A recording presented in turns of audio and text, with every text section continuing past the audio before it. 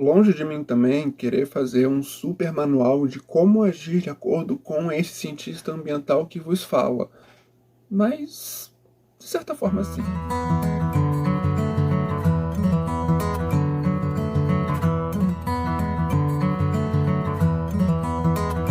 Oi, eu sou o Elfo e, especialmente no último fim de semana, eu comecei a fazer vários questionamentos em relação à minha profissão, que é a de cientista ambiental.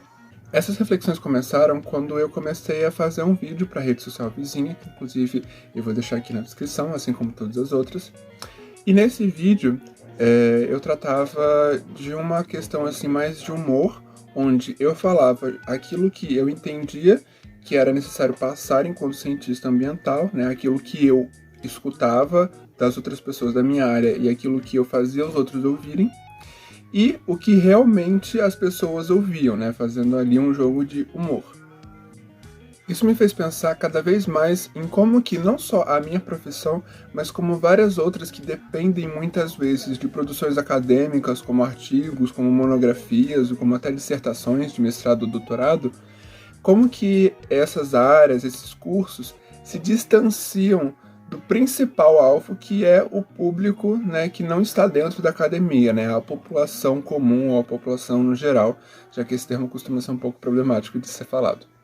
É exatamente para essa população, né, para essas pessoas que não estão dentro da academia, que o conhecimento precisa ser direcionado, né, que as experiências, que as pesquisas precisam ser retornadas, para que não fique só naquela questão toda de que somente as pessoas que estão dentro da academia têm esse conhecimento, somente as pessoas que estão dentro da academia fazem a manutenção desse conhecimento, sendo que muitas vezes não é assim. Muitas vezes as pessoas que estão fora desse ambiente, que não estão cursando uma faculdade, por exemplo, podem ter muito mais conteúdo e muito mais conhecimento acerca de uma coisa do que alguém que se diz estudado, digamos assim.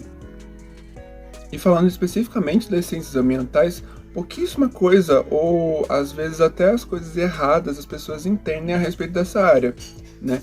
Eu vivo brincando que muitas vezes as pessoas acham que o que eu faço é falar sobre reciclagem, ou falar sobre como plantar hortaliças em espaços urbanos, sendo que não é só isso.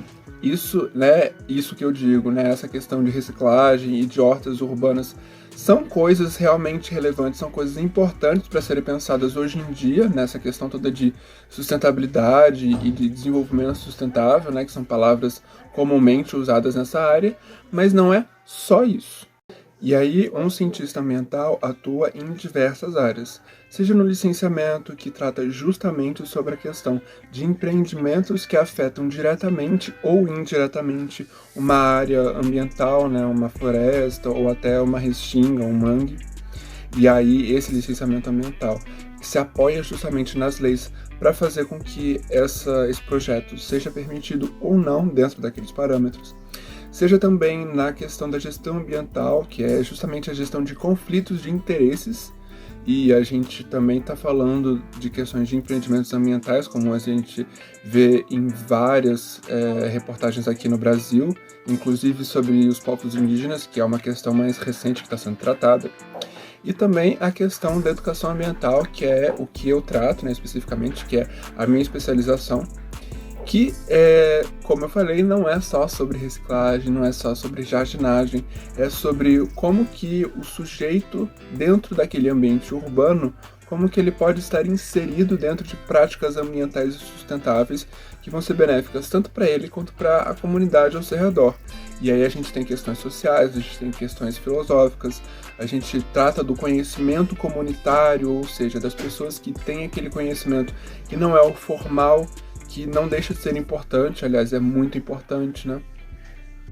E, claro, tem também, como é comum da gente pensar, a área biológica, que pode ser uma questão, por exemplo, de investigar a fauna ou a flora de um determinado local, os impactos que determinada situação, seja causada pelo homem ou não,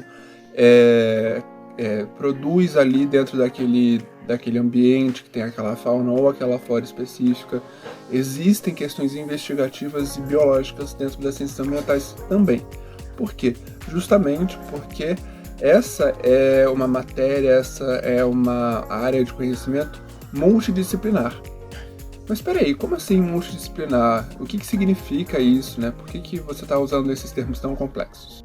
Essa palavrinha que parece ser muito grande e muito esquisita, na verdade significa que um determinado tema possui diversas influências em outros, ou seja, possui diversos atravessamentos. Tem sempre um pouquinho desse tema grande, vai ter sempre um pouquinho em outros temas menores que podem, a princípio, parecer que eles não conversam entre si, mas na verdade eles têm bastante coisa em comum, e é justamente através dessa multidisciplinaridade que a gente vai estabelecer essas coisas em comum.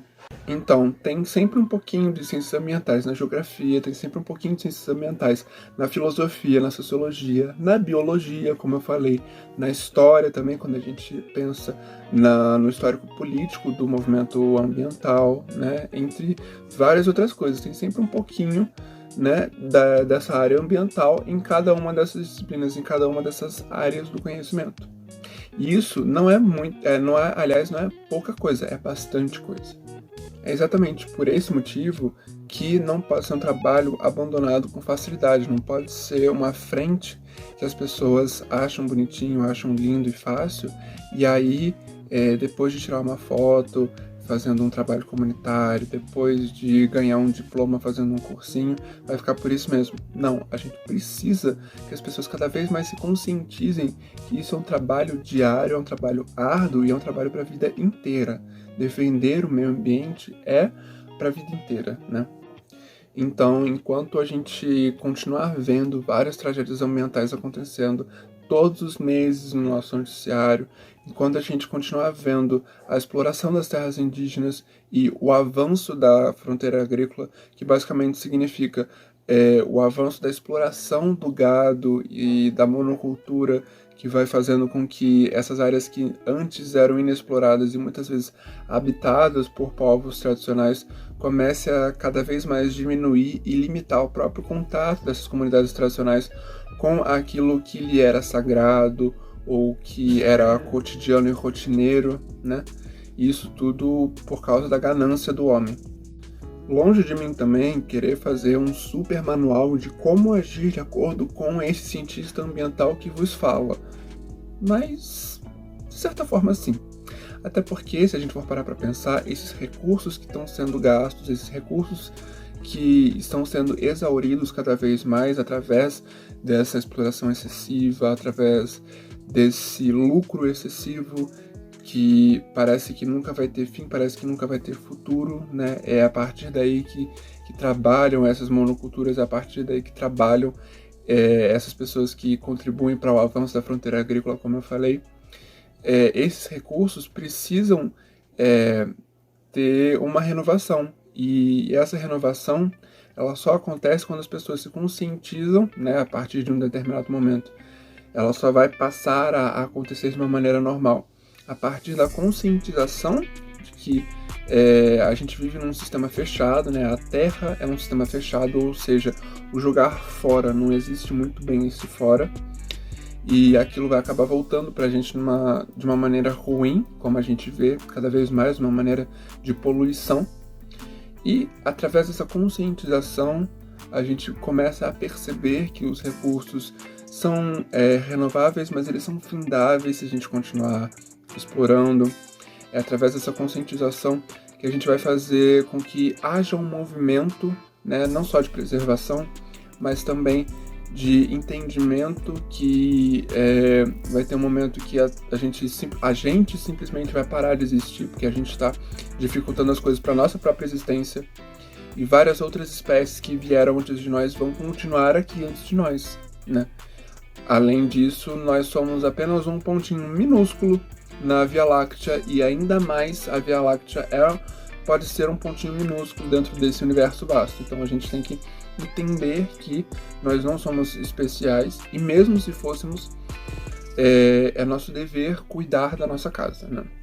E aí, quando eu falei dessa questão do universo, da Via Láctea, é muito interessante lembrar o seguinte: em filmes de ficção científica ou até em produções de ficção científica, é muito comum a gente ver soluções artificiais para as coisas que antes eram normalmente assim adquiridas, né?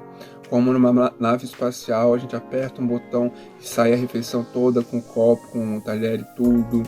Como os recursos, por exemplo, parecem não ter fim ou ter sempre uma renovação de acordo com essas novas explorações dentro desse contexto fictício. Mas, mesmo assim, a gente não pode pensar que em algum momento essa artificialidade vai salvar a nossa vida. Muito pelo contrário, vai prejudicar a nossa vida, né? Não é através do artificial que a gente vai conseguir, por exemplo, sintetizar as vitaminas que a gente tanto precisa e que a gente pode encontrar em abundância na natureza, né? Não é através do artificial que a gente vai ter contato com complexos orgânicos que fazem parte dos nossos processos orgânicos também, né? É só através do contato com a natureza e com o manejo correto desse contato que a gente vai garantir uma manutenção saudável da nossa vida. E vale lembrar que tudo isso que eu falei agora só é possível graças a pessoas que têm curiosidade, a pessoas que pesquisam, os cientistas, os pesquisadores, todas essas pessoas que estão envolvidas, né, de uma maneira benéfica para a gente com a ciência, né? E é justamente essa ciência e essa pesquisa que fazem os estudos e que chegam às informações que a gente mais precisa, né? Chegam às respostas para as questões que a gente mais precisa. Então, como eu acho que virou costume falar aqui nesse canal, sim, ciências ambientais é um campo importante, a ciência é um campo importante, né? E eu vou continuar defendendo sim, mas sempre trazendo aí uma reflexão, uma questão mais interessante para ser refletida dentro da nossa possibilidade assim, de contextualizar as coisas, não é mesmo? Bom, eu espero sinceramente que você tenha gostado desse conteúdo. Se você gostou, não esquece de clicar aqui no gostei, eu acho. Também de compartilhar com um amigo seu e de deixar um comentário, assim, se você acha que existem outras áreas que são válidas de serem estudadas. A gente está sempre descobrindo coisas novas, não é mesmo? E também fique ligado porque eu vou tentar manter uma periodicidade de segunda, quarta e sexta nos vídeos. Mas é isso, tá bom? Um beijo verde.